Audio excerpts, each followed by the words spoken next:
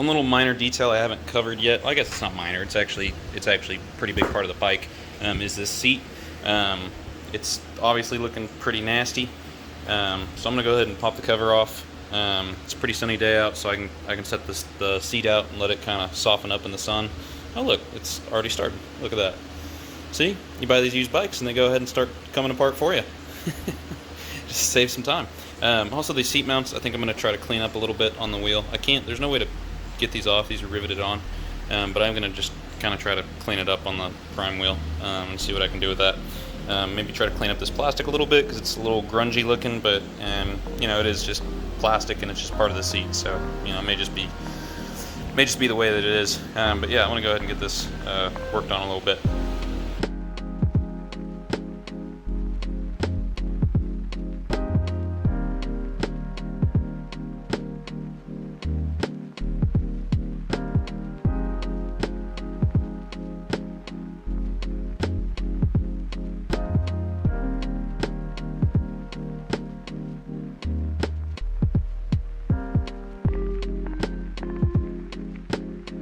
Yeah, so the seat foam I'm gonna have to replace. I don't know why I was thinking that maybe I could reuse it. It's pretty nasty. I never, you know, obviously saw it, but for whatever reason I was like, oh yeah, I could probably reuse a seat foam because it doesn't feel bad, but it's pretty gross. So I'm not gonna reuse that. I'm just gonna order a new one.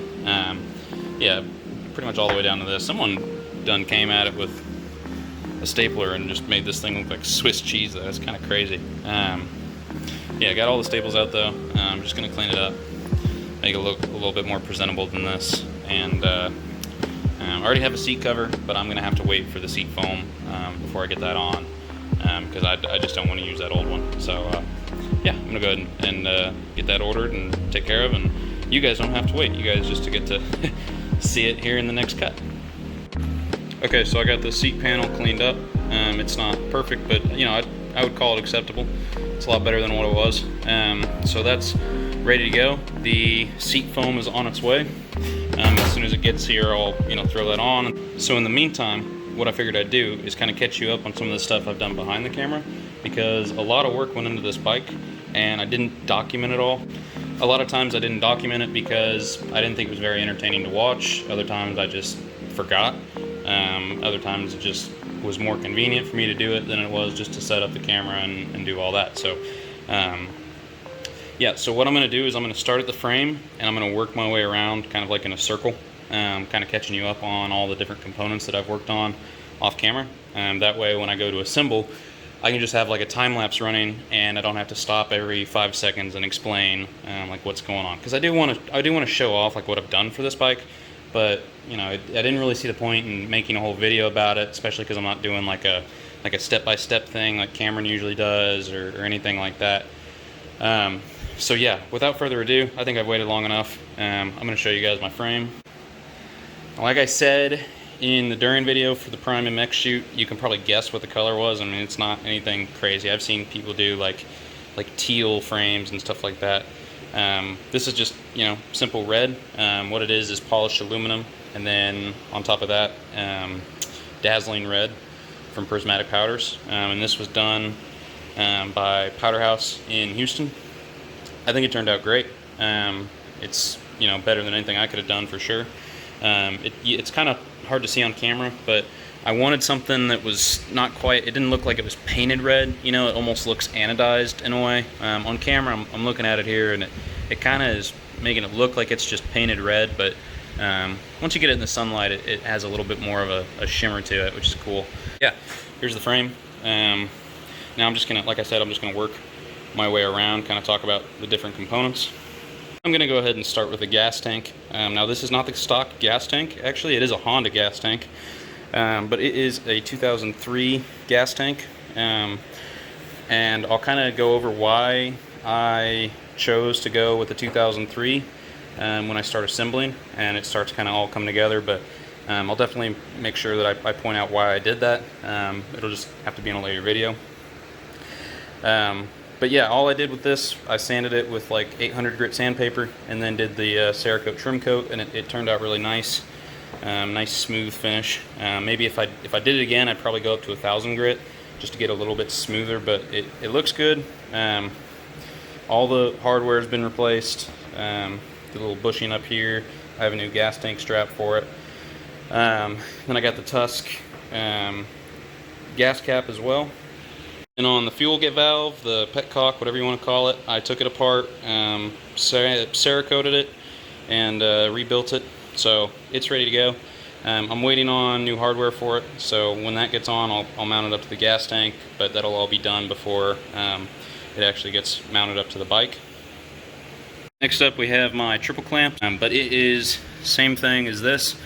So it's powder coated, and I did this myself. It's powder coated in polished aluminum and then dazzling red over the top. You can actually see on this probably a little bit better. Yeah, it's got a little bit more of that metallic-y kind of flake to it.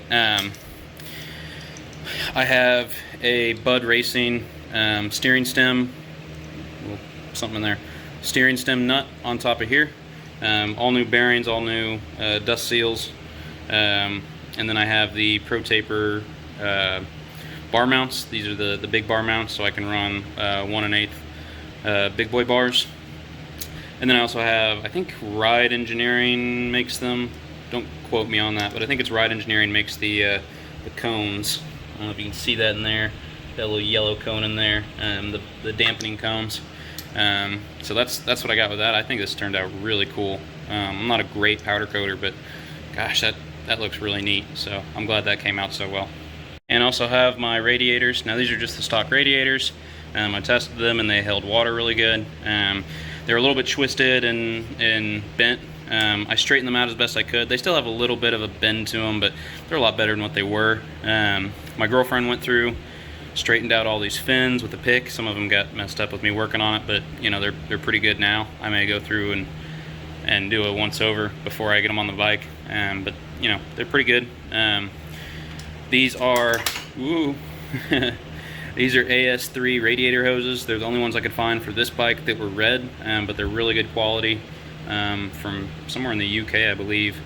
They, you know, they're really cool. I like them. Now the radiators I polished with Napa wheel cleaner, and they came out, you know, really good looking. I have a Polysport louver here. It's again the only one I could find that was red that fit. It looks cool. And then I also have the Tusk radiator cap. I have that on my YZ, and it's really handy to be able to see what temperature your coolant's at. That's a nice piece of information to have. Okay, so now I think I've covered kind of the front half of the bike, the gas tank, triple clamps, radiators. So moving on to the back half of the bike, we'll start here with the subframe. Now this isn't the stock subframe either. This is off of a 2003. If you remember, my old subframe had holes that were drilled out, so they didn't have threads, and they were using like a nut on the backside and stuff like that. So I needed to get a new subframe anyways. So I went ahead and got this 2003. Again, I'll go over why it's a 2003 later. But yeah, this is just a 2003. It's pretty similar, but a little different. As you can see, it mounts right up, no problem. All I did with it was just take some Napa wheel cleaner and some sandpaper to it, and it shined up great. Looks, other than these like really deep gouge marks, which the camera can't even really pick it up. You can kind of see it there. Other than those few gouge marks, it's in really good shape. So yeah, that's the subframe. Then we also have the swing arm. Now this was the swing arm off of the stock bike because, whoops.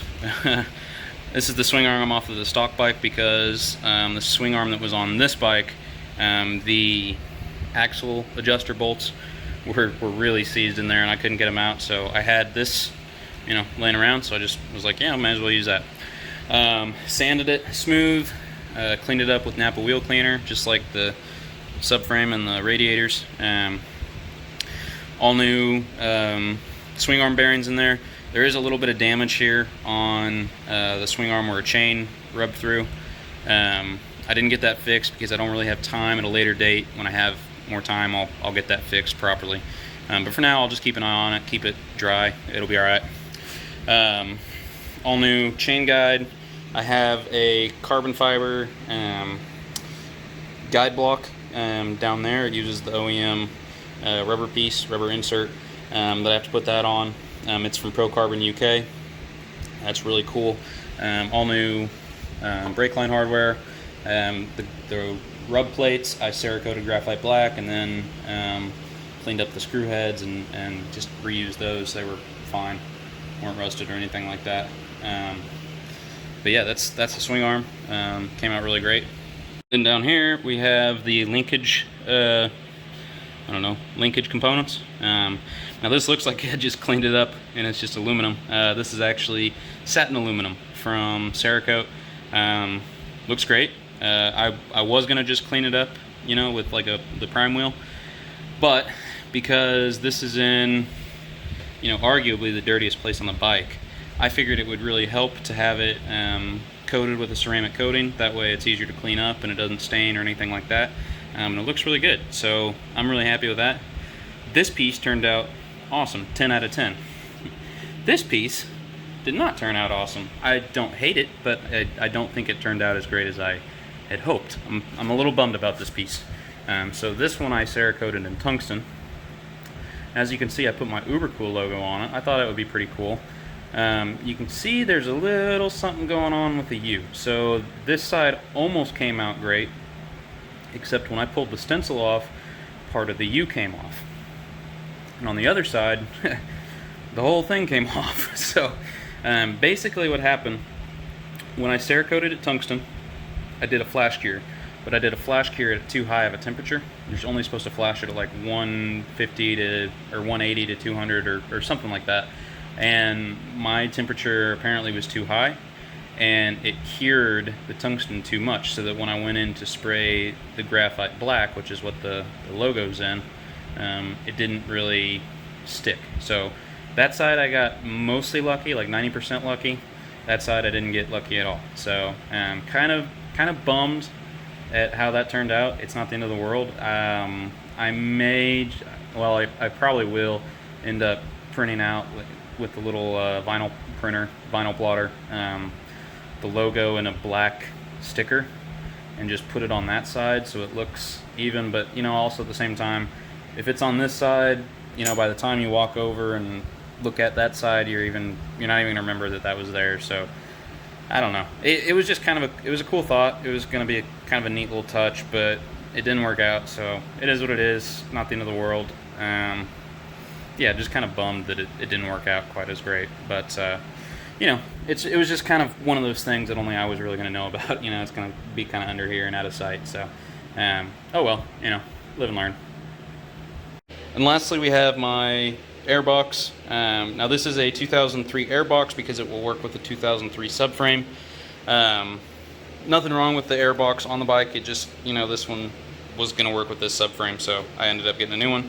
It has MX bones? I don't know. It has that airbox kit.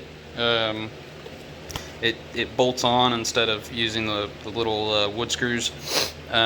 Use liquid gasket to seal it. Really messy job, but it's done, and I think it's going to work really well. Now this is also a 2005 Air boot. The reason I went with the 2005 is because it's supposed to be a little less restrictive. As you can see, it just bolts right on, good to go. Now this airbox and this air boot, I did this trim coat much like I did the gas tank. However, I didn't sand it, and I wish I had, because as you can see, there are noticeable scratches still in it. It does have the ceramic coating on it, so it feels smooth, but it doesn't look smooth. It looks kind of rough and beaten up. Now it doesn't matter because, well, you're not going to be able to see it, and we'll go over why you're not going to be able to see it when I start assembling. Like I said, same with the gas tank. When I get to that point, I'll explain why. But yeah, it really just doesn't warrant me going in and sanding off all that Cerakote or that ceramic coating just to make it look a little bit better, and then no one's ever going to see it. So it's not the end of the world. Yeah, I think it turned out acceptable, and I'm gonna use it. So is what it is. Also over here we have my hardware. Now these were replated using the Caswell CopyCAD kit. I didn't do the greatest job with it. It's totally my fault. I think I contacted them. I haven't heard back yet, but I think what happened is I added a little bit too much zinc brightener. So you can see these kind of have some some light spots on them. Some of them turned out better than others. This one actually turned out really good. Now both of these are after buffing, so it's not a lot of buffing, about 30 seconds to a minute worth of buffing got me these results, but this is how they came out of the plating tank. Really not looking so great. Like I said, I think I put too much zinc brightener in it, and so this is all the zinc at the surface that just kind of is oxidizing and doesn't look so great. But the good news is, after a quick buffing, you know, I come out with these and they look great. Well, they look decent. They do have the coating on it. It feels smooth and it feels hard. So, you know, I'm gonna run it. Not the end of the world. I wish it turned out a little bit better, but it's, you know, it's a learning process. So, yeah, next time I'll just be a little bit more careful about my mixing ratios. Okay, I think that's pretty much everything with the bike. I don't think I've left off anything major that I haven't covered. I'm trying to think, but I don't think I've left anything off. If I did, like if I'm going through assembling and I realize I forgot something, you know, I'll definitely take time and point it out and show it, because like I said, I want this to be, you know, well documented. The last major system I haven't covered, other than like controls and, you know, different miscellaneous stuff, is the plastics, and you're gonna have to watch the assembly video to see what I do with that. I do something pretty cool. I think it's gonna look freaking awesome, but you're gonna have to go watch that video and see what that's about, because I don't want to give it away just yet. I want to have the bike totally assembled before I start putting on plastics, and you guys start to kind of see the direction I'm taking it. So make sure you look for that video. Thank you guys so much for watching. I really appreciate everyone who's been watching along and following.